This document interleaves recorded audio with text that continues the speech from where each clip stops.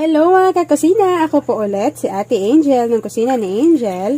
And for today's video, tuturuan ko po ulit kayo ng another dessert recipe na baka hindi mo pa nagagawa sa iyong kusina. Kaya panoorin ang buong video dahil madali lang po ito.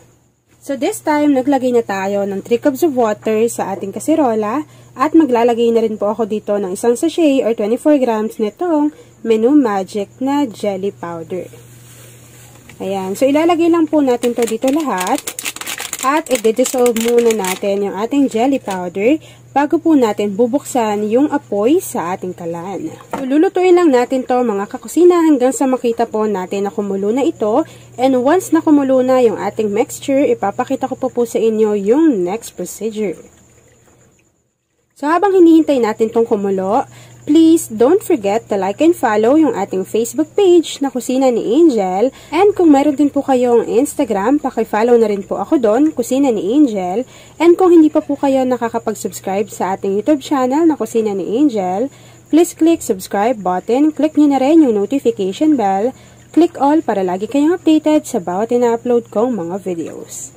At ayan na nga mga kakusina, kapag nakita nyo po na kumukulo na yung ating jelly mixture, pwede na po nating i-off yung apoy sa ating kalan at isasalin na po natin to directly sa ating mga molder. And yes mga kakusina, ito na po yung naluto natin na jelly mixture. So isasalin lang natin yan dyan. At hihintayin po natin yung lumamig. Kapag lumamig na po yung ating mixture, mag-firm po yan or titigas na po yung ating jelly. And then after nun, papakita ko pa sa inyo kung ano pa yung next procedure. Mga kakusina, kapag nag-set na or nag-firm na yung ating green jellies, hihiwain nyo lang po yan into cubes. Ayan.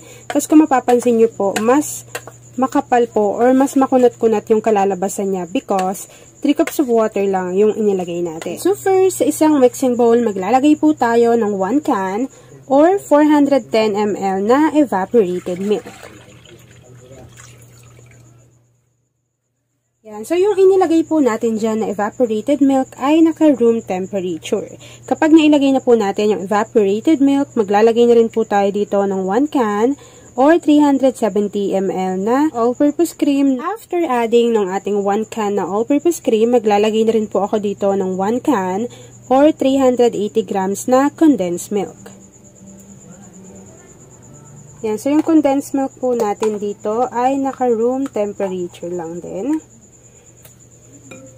At kapag nailagay na yung ating condensed milk, maglalagay lang tayo ng konting vanilla essence at konting salt or asin para maging balanse yung lasa ng ating dessert recipe.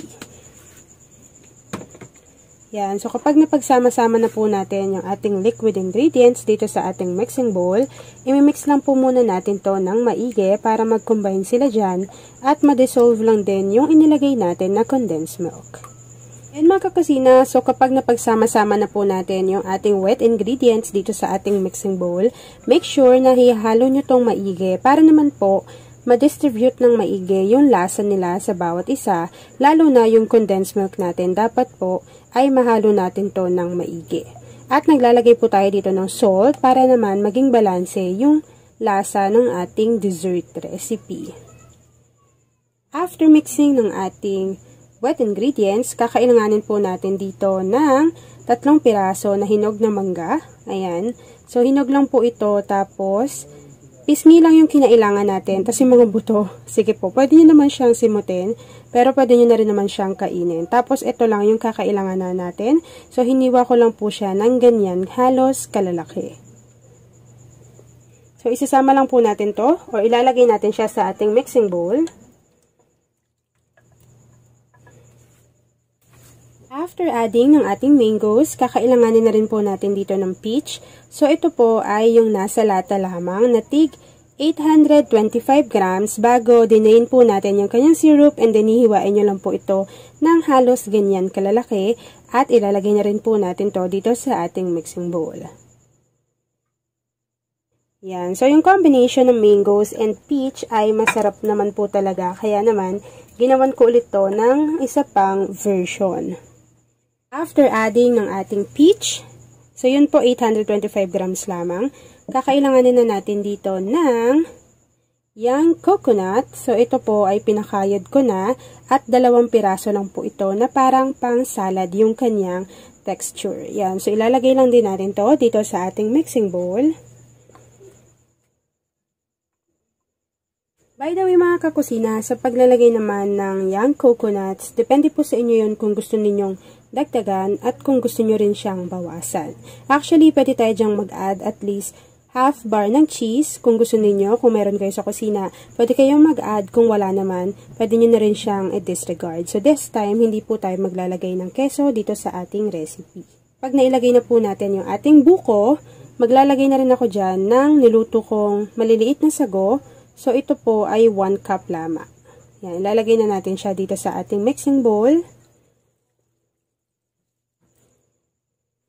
Then, imimix na po natin to para kumalat lang yung ating sago dito sa ating mixing bowl. Ayan, para naman maayos na siyang tignan. Ayun, same lang din pagdating sa pag-a-add ng sago. Nasa sa inyo naman kung gusto nyong tanggalin, kung gusto ninyong bawasan. Pero kung gusto ninyo na mas maparami yung kalalabasan ng inyong dessert, dapat po mag-add tayo ng sago dito. Mura lang naman po yung sago sa palengke. So, bili na lang kayo nun at lutuin nyo na lang din po. Yan, so after mixing, syempre ilalagay natin dyan yung niluto natin kanina na green jellies. Yan, i-add lang natin yun dito para naman mas maganda yung kalalabasan ng ating dessert. Bukod sa magiging masarap siya, dahil nga may flavor na rin yung ating jellies, mas mapaparami niya yung ating dessert at magiging maganda yung kalalabasan niya. Kasi diba yung combination ng white, yellow, and green ay maganda rin sa mata. Nakaka-attract lang siya. So kapag hinanda nyo to sa inyong mesa, lalo na yung mga chikiting ninyo, ay talaga namang magugustuhan nila yung inyong dessert recipe. Mga kakusina, ilalagay ko na po yung naluto natin kanina na green jellies.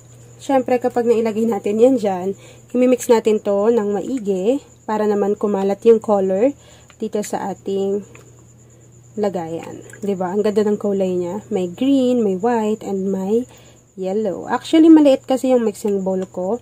Pero kung meron kayong mas malaking mixing bowl, pwede yun yung gamitin ninyo. Lalo na kapag marami kayong nagawang jellies at kung gusto nyo ring dagdagan pa ng mas maraming fruits. Ayan mga kakusina, kapag napagsama-sama na natin yung mga ingredients dito sa ating mixing bowl at na-mix na natin yan ng maigi, pwede na muna natin yung ilagay sa ating chiller for about 6 to 8 hours para lang po mas kumapal pa yung consistency ng ating cream, and then after po nun, kapag lumamig na yan, ipapakita ko na sa inyo kung ano yung natapos nating recipe for today. At ayan na nga mga kakusina, after 6 to 8 hours na nailagay natin sa ating chiller itong ating dessert, mapapansin ninyo na mas kumapal yung consistency ng ating cream. Kaya naman, pwede na natin yang i-enjoy.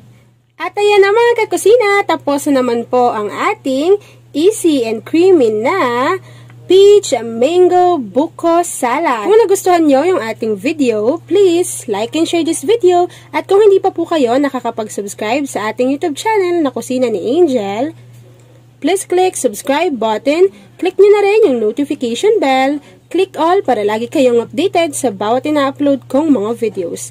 Yun lang mga kakusina. Thanks for watching and enjoy this video. Yan, so mas masarap po talaga siya kapag inilagay natin siya sa ating chiller kasi mas kumakapal yung consistency. Cause it's 12:51 and I told my feelings were gone, but I'm lying on my bed thinking of you again. And the moon shines so bright, but I gotta try these things tonight, cause you're moving on, and I'm not that strong to hold on any longer.